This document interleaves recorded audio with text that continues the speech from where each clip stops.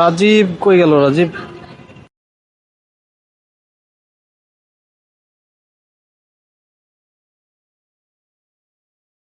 হ্যাঁ বলেন। কই আছো ভাইয়া? আমি তো ইস্তেমার মাঠের গেটের সামনে দাঁড়ায় আছি, আপনি কোথায়? আচ্ছা, তুমি ওই টঙ্গী মাঠের এই জায়গায় আসো, হ্যাঁ? আমি এখানে আছি। আচ্ছা ঠিক আছে, আপনি থাকেন, আমি আইতাছি। রাজীব! আসসালামু আলাইকুম ভাইয়া। ওয়ালাইকুম আসসালাম, কি অবস্থা? এই যে ভাইয়া। মন খারাপ নাকি? একটু হালকা। এই, কি অবস্থা, মন খারাপ কেন? এই যে ভাইয়া, মন খারাপ, একটু সমস্যা, ওয়াইফের সাথে একটু ঝামেলা হয়েছে। কি নিয়ে ঝামেলা হয়েছে? ঝামেলা হয়েছে আপনার হচ্ছে, আমি বলছি যে ও ইসলামের 4টা বিয়ে কথা আছে, এই উল্লেখ করা আছে, আমি যে 4টার কথা বলছি ও তো রাগ করছে, বুঝছেন?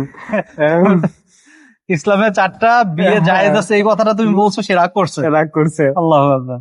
তাকে তো বুঝানো লাগবে, তুমি বুঝায় বলতা, তাহলে তো সে রাগ করতো না। আচ্ছা তাহলে ভাই এখন কি করা যায় এটা বলেন আপনি। এখন কি করা যায়? তোমার বিবিকে বুঝাবা, তোমার চেয়ে ভালো তোকে বুঝাতে পারবে না। আমাদের দেশে স্ত্রী হাজবেন্ড উভয়েরই একটা প্রবলেম আছে। প্রবলেম হচ্ছে, যারা মনে করো স্ত্রী আছে এবং স্ত্রীর ফ্যামিলির মেম্বাররা, তারা হাজবেন্ড একাধিক বিয়ে করবে এটা সহ্যই করতে পারে না। কিন্তু আল্লাহ তাআলার বিধান, সেটা আমাদের মানাই লাগবে, সেটা করো বা না করো, কিন্তু এই বিধানটাকে তোমার স্বীকার করতে হবে। যদি অস্বীকার করো, সেই ক্ষেত্রে তোমার ইমানের ঘাটতি দেখা দেবে। কিন্তু আমাদের দেশে দেখা যায় স্বামীরা একাধিক বিয়ে করে ঠিকই, কিন্তু দুই স্ত্রীকে কিভাবে শরীয়ত সম্মত উপায়ে তাদেরকে রাখতে হবে, কিভাবে তাদের সময় দিতে হবে, অর্থ কিভাবে বন্টন করতে হবে, এগুলা কিছুই তারা জানেও না, জানার প্রয়োজনও মনে করে না।